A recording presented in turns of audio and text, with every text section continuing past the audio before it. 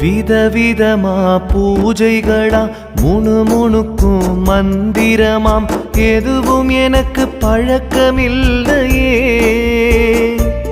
அந்த பரம்பொருளை நினைச்சிருந்தேனே.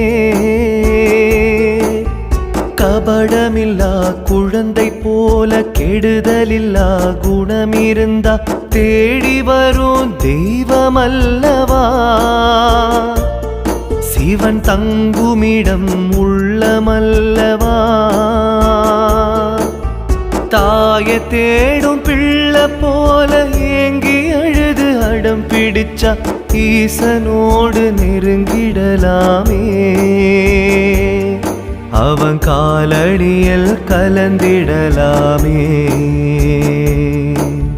ஓம் நம சிவ ஓம் நம சிவ ஓம் நம சிவ ஓம்.